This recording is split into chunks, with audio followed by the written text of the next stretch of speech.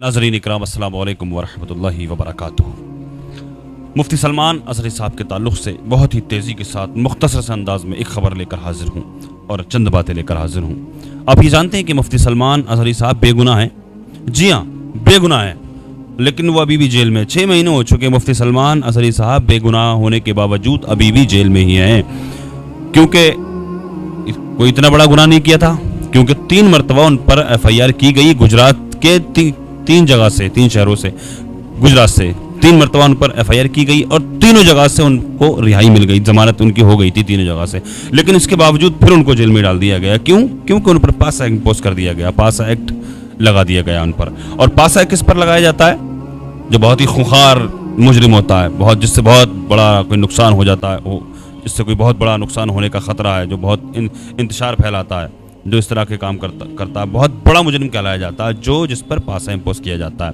अच्छा ठीक है, पासा इम्पोज हो गया, पासा एक्ट लगा दिया मुफ्ती सलमान अज़हरी साहब पर। लेकिन इस पर बताया गया था कि जिस पर पासा लगता है तो वो बंदा उस पर 6 महीने तक उसको जेल में रहना पड़ता है।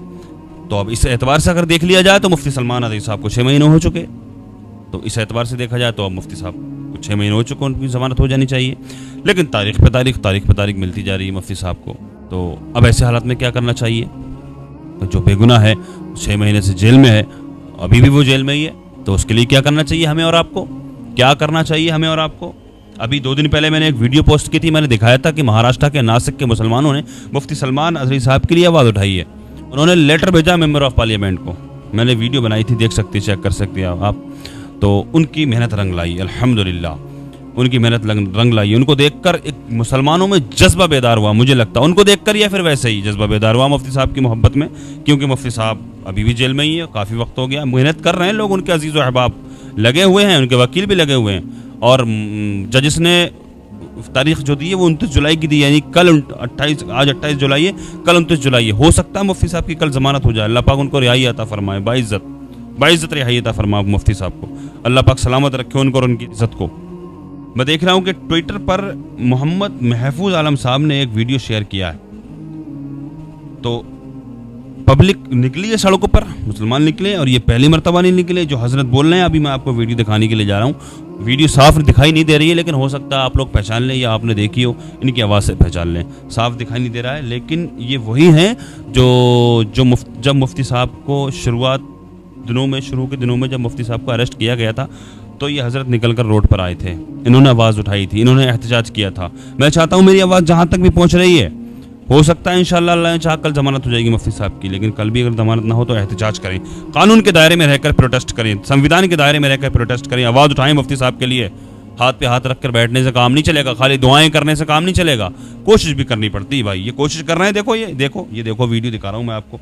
देखो, मैंने वो वीडियो भी दिखाई थी आप लोगों को जो नासिक के मुसलमानों ने आवाज़ उठाई थी, और अब मैं इन हज़रत की वीडियो भी दिखाने के लिए जा रहा हूँ। मैं चाहता हूँ हर शहर से मुफ्ती साहब के लिए आवाज़ उठाई जाए, संविधान के दायरे में रहकर प्रोटेस्ट किया जाए, एहतजाज किया जाए मुफ्ती साहब के लिए, एहतजाज किया जाए।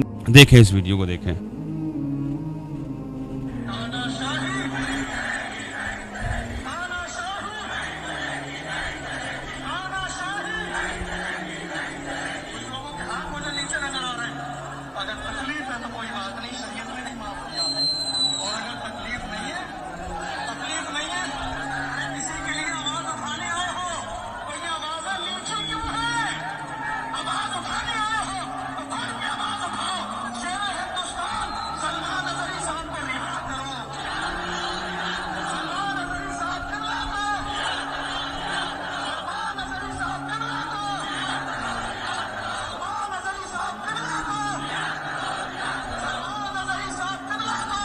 देखा आपने? अल्लाह पाक इसी तरह से हर एक मुसलमान के अंदर जज्बा बेदार फरमाए हक की आवाज़ उठाने के लिए। इसी तरह से क्या गुनाह था, ये भी देखें। एक वीडियो और मैं आपको दिखाने के लिए जा रहा हूँ, आप इस वीडियो को भी देखें। किस ये मुफ्ती साहब पे इतना बड़ा मुफ्ती साहब ने गुनाह किया था। मैं आपको एक वीडियो दिखाऊं, मैं आपको जिसके अंदर मुझे कोई ऐसा मकान नहीं मिलना चाहिए जिसके अंदर कोई मुल्ला रह रहा हो। वो ये सोच रहे कि हम किराया खाते रहेंगे, कुछ दिन बाद उनके मकानों पे भी कब्जा हो जाएगा, वो किराया भी नहीं ले पाएंगे वहां से। तुम्हारी औकात है। तो मैं सभी हिंदू भाइयों से कहना चाहता हूँ, न कि सिर्फ गुर्जर समाज से, कि भाइयों एक हो जाओ और इन्हें एक भी कमरा मत दे दो अपने यहाँ, एक भी कमरा मत दे दो।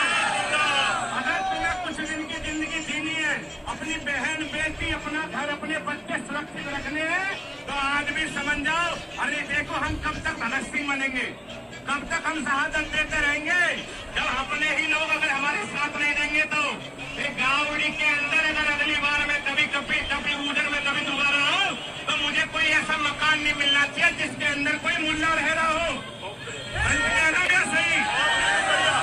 भीड़ बहुत है, गर्मी ज्यादा है। सही भाइयों का बहुत बहुत धन्यवाद। एक बार जयकारे लगा दो। ये भड़काऊ बयान नहीं है। मुफ्ती साहब का बयान भड़काऊ बयान था। ये खुलेआम मुल्ला मुल्ला बक रहा है, बकवास कर रहा है, भौंक रहा है। ये मुल्ला मुल्ला कह रहा है मुसलमानों को, खुलेआम बकवास कर रहा है। ये मुसलमानों के खिलाफ भड़काऊ बयान नहीं दे रहा है। मुफ्ती साहब ने भड़काऊ बयान दिया था। मुफ्ती साहब को 6 महीने हो चुके, अभी भी जेल में मुफ्ती सलमान अदी साहब। लिहाजा मेरी आपसे गुजारिश है, मुफ्ती सलमान अदी साहब के लिए है, आवाज़ उठाएं। जहाँ जहाँ तक मेरी आवाज़ पहुँच रही है, इसी तरह से मुफ्ती सलमान अज़हरी साहब के लिए आवाज़ उठाएं, जिस तरह से इन लोगों ने आवाज़ उठाई है। मैंने अभी आपको जो वीडियो दिखाई है, अल्लाह की बारगाह में दुआ है, अल्लाह तबारक व तआला मुफ्ती सलमान अज़हरी साहब को बाइज़्ज़त रिहाई अता फरमाए। अल्लाह पाक उनको सलामत रखे।